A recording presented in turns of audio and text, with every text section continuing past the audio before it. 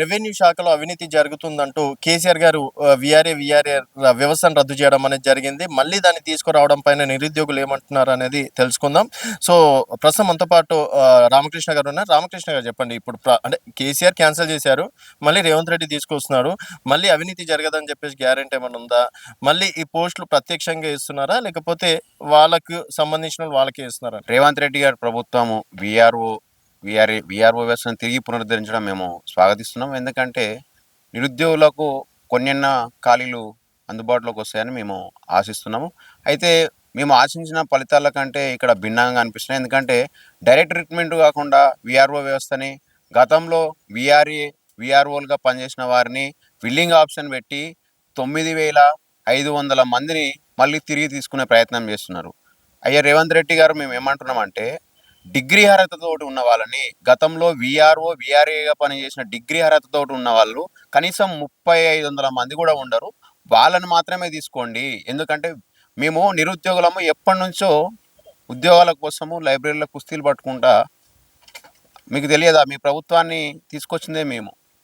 కాబట్టి దయచేసి మీరు మా నిరుద్యోగులకు న్యాయం చేసే విధంగా కేవలం డిగ్రీ అర్హతతో ఉన్న వాళ్ళని మాత్రమే మళ్ళీ తిరిగి విఆర్ఓ వ్యవస్థలోకి తీసుకోవాలని మేము నిరుద్యోగుల తరఫున డిమాండ్ చేస్తాం. కాదండి, ఇప్పుడు ఇంతకుముందు కూడా విఆర్ఓ చేసిన వాళ్ళు ఉన్నారు. వారు రెవెన్యూ శాఖలో ఆయా శాఖల బదిలీలుగా ఉన్నారు. అంటే ఆల్రెడీ ఉద్యోగాలు చేస్తున్నారు.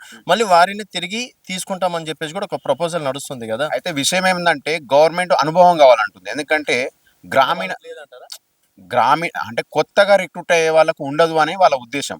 అయితే పాత విఆర్ఏలని తిరిగి తీసుకురావడం వల్ల కొంతమందిని కనీసం ఒక 6,000 9,000 తిరిగి తీసుకురావడం విల్లింగ్ ఆప్షన్ ఇచ్చారనమాట. ఆ విల్లింగ్ ఆప్షన్ ద్వారా ఏమైందంటే 3,500 మంది విఆర్ఓలుగా డిగ్రీ అర్హతతో ఉండ్రు. 2,000 పైసలకు విఆర్ఓ ఎవరు, మిగతా విఆర్ఓ కంటే కింది స్థాయి వాళ్ళు కనీసం ఒక 3,000 2,000 ఉంటారు. మేమేమంటున్నామంటే డిగ్రీ అనేది ఇప్పుడు గతంలో జూనియర్ పంచాయతీ కార్యదర్శులు ఉన్నారు.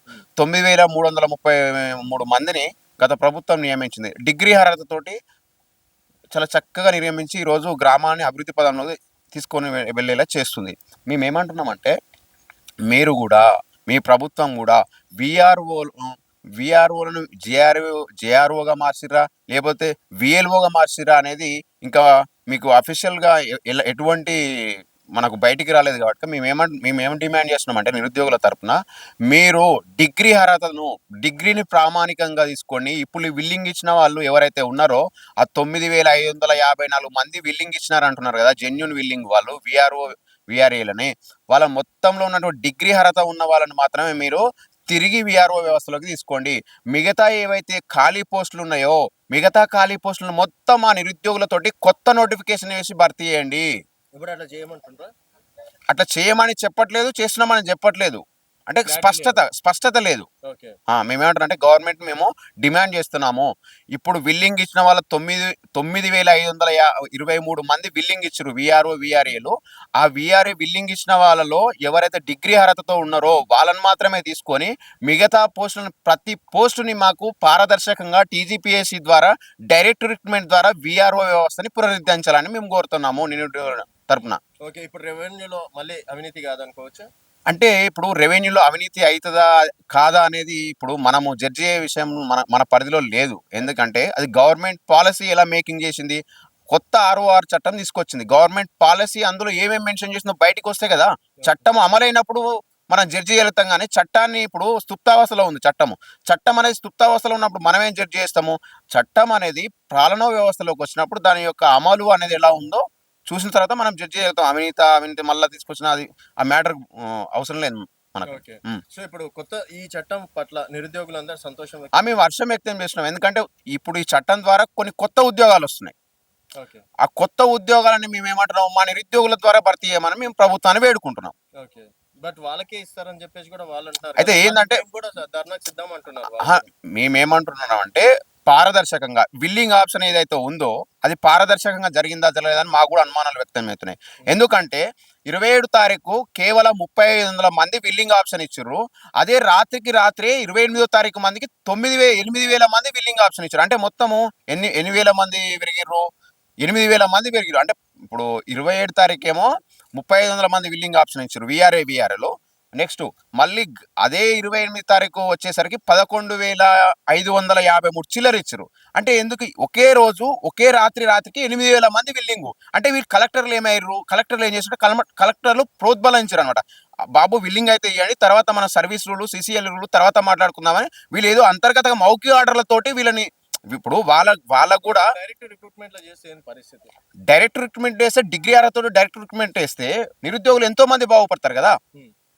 లేదు, ఉన్న వాళ్ళని తీసుకుంటే ఇప్పుడు ఉన్న వాళ్ళని తీసుకొని రూల్స్ అడ్డం వస్తాయి. ఇప్పుడు వాళ్ళు కూడా ఒక ఉద్యోగ వ్యవస్థలో నుంచి ఉద్యోగ భద్రత పొందినోడు విఆర్ఓ విఆర్ఏలా చేసిన వాళ్ళు వారు జూనియర్ అసిస్టెంట్ గా సీనియర్ అసిస్టెంట్ గా ప్రమోషన్లు తీసుకున్నారు ఆల్రెడీ. ఇప్పుడు అంత మంచి ఉద్యోగ భద్రత కాదని ఇప్పుడు నువ్వు అసలు ఆర్ఓఆర్ చట్టంలో ఏం పొందుపరిచినావు తెలియదు కదా. ఇప్పుడు మేము ఇళ్ళకి వచ్చి ఎట్లా బలవుతామని వాళ్ళు కొంచెం ఆలోచన చేసిరు. ఇప్పుడు కూడా పునరాలోచన చేస్తా ఉండ్రు. అంటే వాస్తవానికి ప్రభుత్వము అసలు ఏం చేస్తుందో కరెక్ట్ ఆ ఆర్ఓఆర్ చట్టాన్ని బయటికి తీసుకొస్తే ఇప్పుడు వాళ్ళు వస్తారా అనేది వాళ్ళు కూడా సందిగ్ధంలో ఉన్నారు. ఓకే. ఇప్పుడు నాకున్నటువంటి ఆలోచన ప్రకారం మంచి ఉద్యోగ భద్రత ఉండేవాడు ఎవరు కూడా వచ్చి ఇప్పుడు ముళ్ళ కంపల వాడకపోదు. ఇప్పుడు ఆర్ఓఆర్ చట్టం అది ముళ్ళ కంపన అది ఏ కంపన నేను డైరెక్ట్ చెప్పాను, అది బయటకు వచ్చినాక తెలుస్తుంది.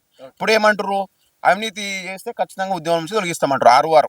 అది కొంచెం రూమర్స్ వచ్చినాయి, మనకు కూడా తెలియదు అనుకో. 3 సంవత్సరాల ప్రొవిజన్ పీరియడ్ అంటారు. మళ్ళీ దానికి అది వాస్తవం అవాస్తవం మనకు తెలియదు. చట్టంలో పొందుపరిచారా మన చట్టాన్ని చూడలే కదా. ఇప్పుడు మనము మీడియాలో అక్కడిక్కడ చూసిన సామాజిక మాధ్యమాల్లో చూసిన వాటిని మాత్రమే మనము మీకు చెప్తున్నాం అంతేగాని.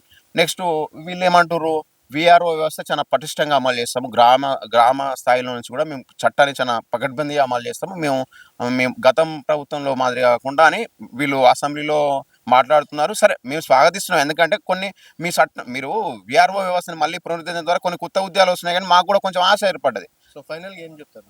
ఫైనల్గా ఏమంటున్నామంటే ఇప్పుడు విల్లింగ్ 11,000 మంది విల్లింగ్ ఇచ్చారు, 11,000 పైచిలకు మంది విఆర్ఏ విల్లింగ్ ఇచ్చారు. అందులో డిగ్రీ అర్హతతోటి 3,500 మందురు, ఇంటర్ అర్హతతోటి 2,000 మందురు, మిగతా ఇంటర్ కింది స్థాయి అర్హతతోటి కనీసం ఒక 3,000 మందురు, మొత్తం 11,000 మంది విల్లింగ్ ఇచ్చారు. వీళ్ళలో ఎవరెవరు కరెక్టు ఎవరెవరు అనేది మీరు స్క్రూటినీ చేసి కేవలం డిగ్రీ అర్హతతోటి ఉన్న వాళ్ళని మాత్రమే విఆర్ఓలుగా మీరు తిరిగి నియమించండి. మిగతా 35,000 విఆర్ఓలు నియమించబడ్డ తర్వాత మిగతా వాటిని ప్రతి పోస్ట్ను మీరు టీజీపీఎస్సీ ద్వారా డైరెక్ట్ రిక్రూట్మెంట్ ద్వారా భర్తీ చేయండి మా రీతిలో మేము డిమాండ్ చేస్తాను. సో మొత్తానికి